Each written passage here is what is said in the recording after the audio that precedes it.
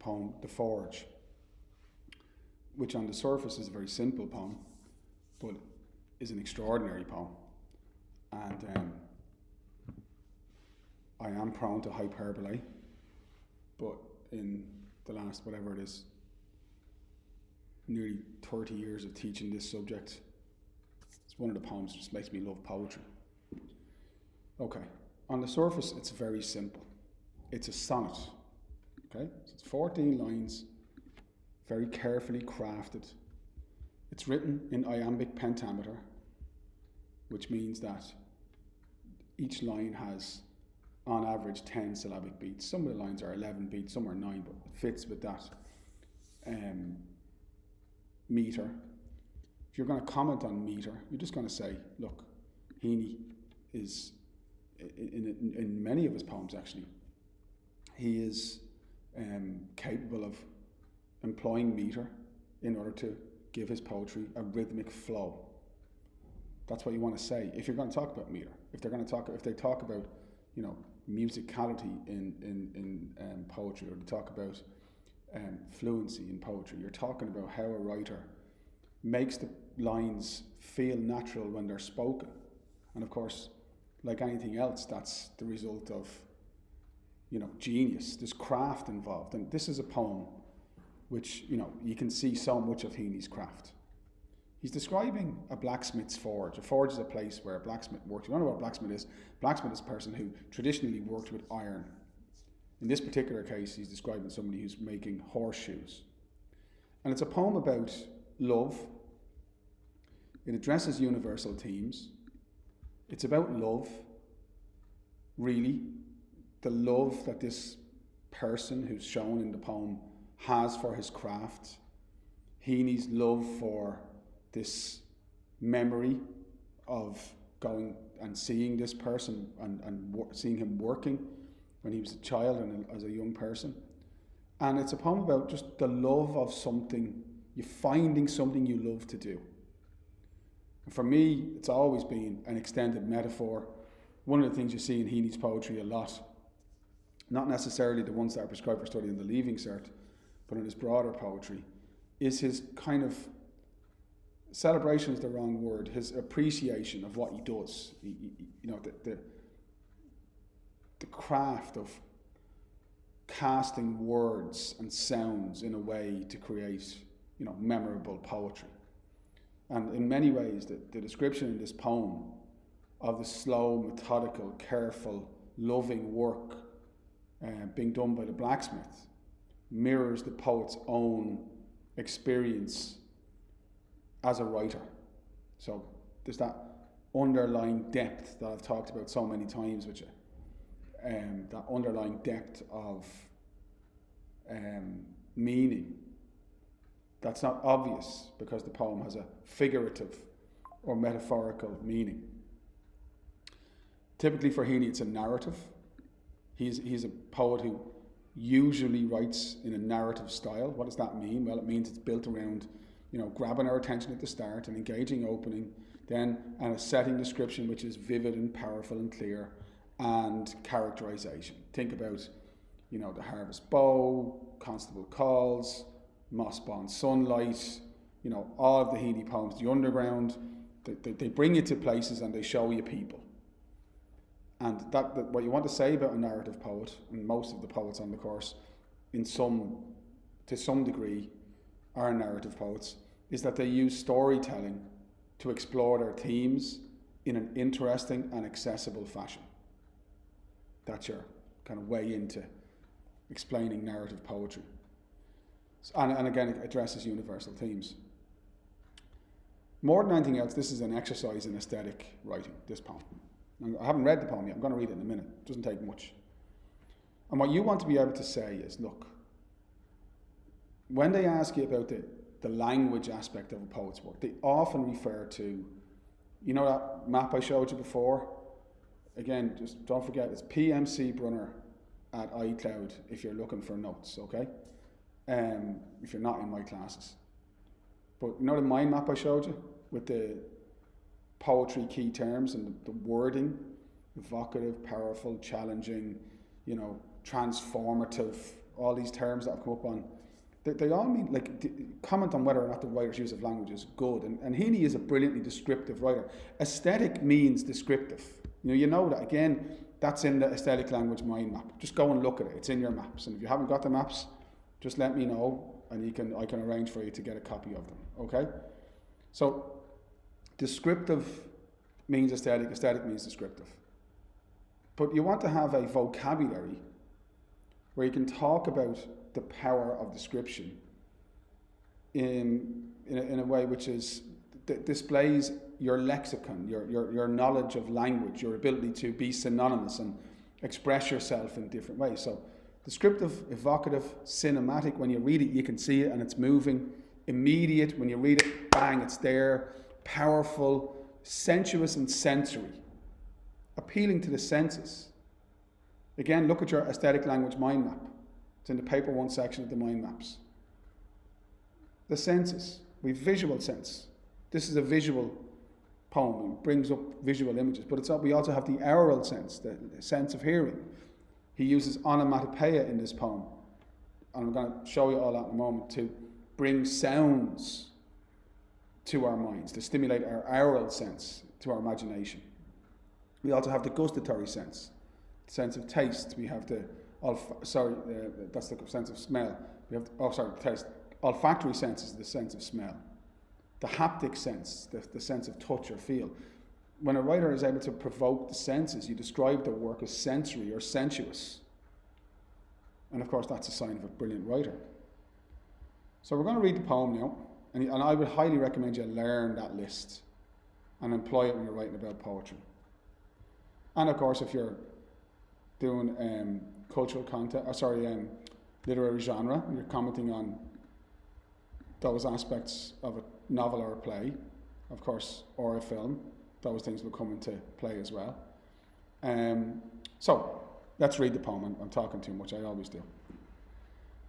It's called The Forge. We have an engaging opening. All I know is a door into the dark. It's a gorgeous opening. It's striking. It's unusual. All I know is. That's a very strange phrase. It provokes our imagination, or provokes our curiosity, I apologise. It makes us curious. You've got the alliteration of the D. See here, down here I have alliteration, and you have alliteration. Door, dark. Down here you have grunts, goes. Down here you have beats, bellows. He employs alliteration to make the lines striking, to grab our attention, to make them to cause us to be drawn into his narrative. All I know is a door into the dark. You're going, okay, what's this? Door into the dark. And you get this idea of the child outside looking into this place, and suddenly you're in there, and you're looking in. What do you see? First of all, you're outside, and you see old axles and iron hoops rusting. Now I'm going to just mark up some of this stuff here. So the alliteration, I've got underlined and in bold. You see him paying attention to incidental details. Little details that don't appear to be important, like the fact that there are old axles and iron hoops outside the forge which are rusting, like the close-up shots, cinematic shot of the blacksmith with the hairs in his nose. That attention to detail makes the story authentic, believable, and realistic. It makes the story come to life. You see it in loads of poets' works. There it is there. The work of loads of poets, sorry. Inside, now, so we've gone outside, now we're going inside into the dark. The hammered anvil's short pitched ring. There's that word ring.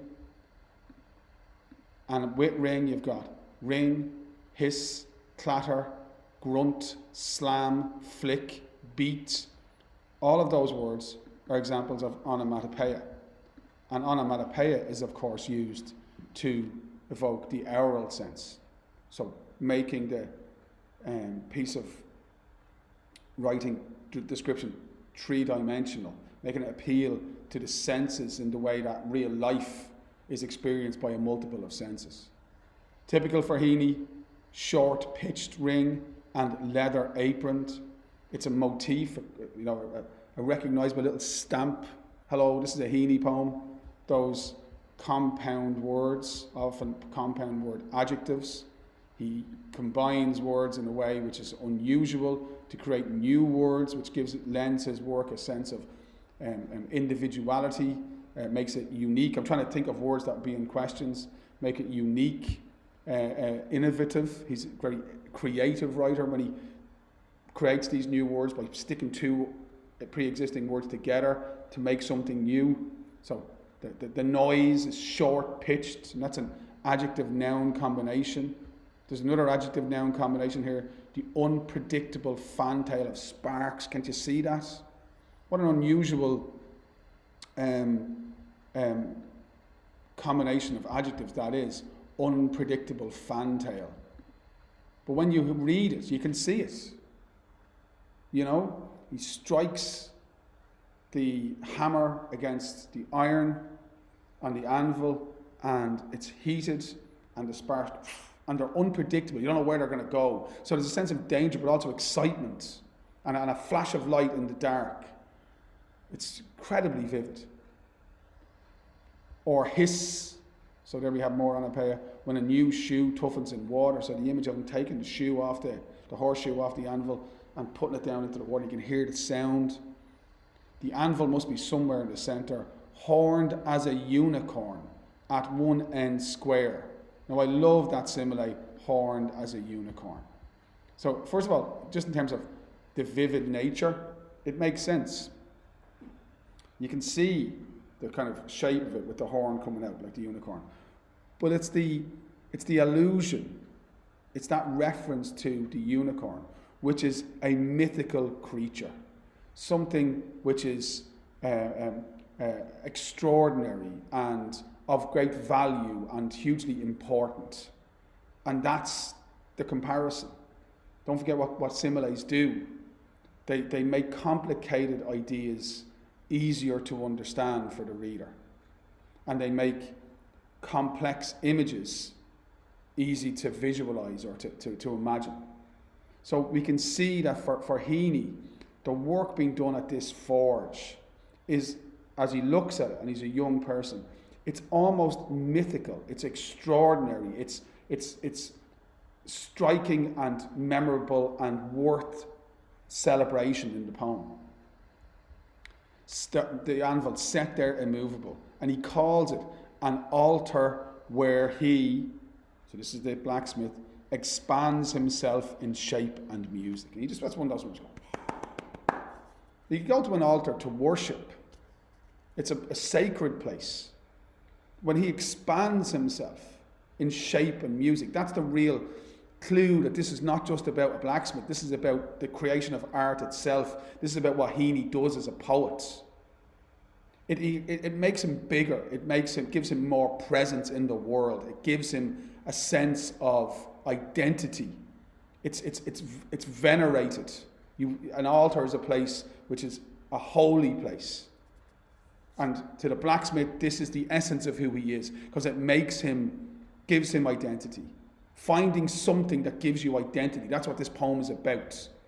It is about the blacksmith. It is about the memory. It is about the forge. And all of that is true and it's brilliantly evoked, but it's about more than that. And that's what poetry should be, more than the obvious, even if the obvious is beautifully crafted. And then you come to the end of the poem. Beautifully descriptive piece of characterization. Sometimes leather aproned, gorgeous little attention to detail, but also compound word, adjective. Hairs in his nose. We get the close-up shot because he matters. Another typical Heaney thing to shine a light on things that are often neglected or not regarded as important, like his Aunt Mary with her measling shins, like the coast of West Clare in postscript, like his father in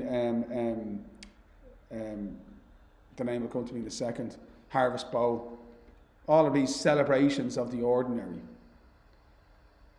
He leans out on the jamb, so the jamb is the door, he's kind of leaning against the door. Recalls a clatter, the sound of horses, of hoofs where traffic is flashing now. And there's your your knowledge of time's change, that this man's art is of the past now.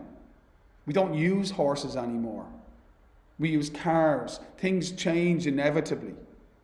And there's a sadness there that this man's art is time has passed it by. But that doesn't mean it's not valuable. So the recognition of the passage of time is there in a very striking and thought-provoking moment with this line of traffic outside and the lights of the cars lined up. Then grunts and goes in with a slam and a flick to beat real iron out, to work the bellows. Bellows is the way of blowing the fire so you can create greater heat. So the world outside is changing, but the art and the craft of what the man does remains the same. His identity is what it is. It's an extraordinarily clever, brilliant poem. Sorry, I never marked the metaphor in green. I think that's them all done, yeah. And the simile was in what colour? Oh, I've got simile there twice, sorry. Okay, so there you go. Hopefully you might find that useful. Another Heaney poem tomorrow.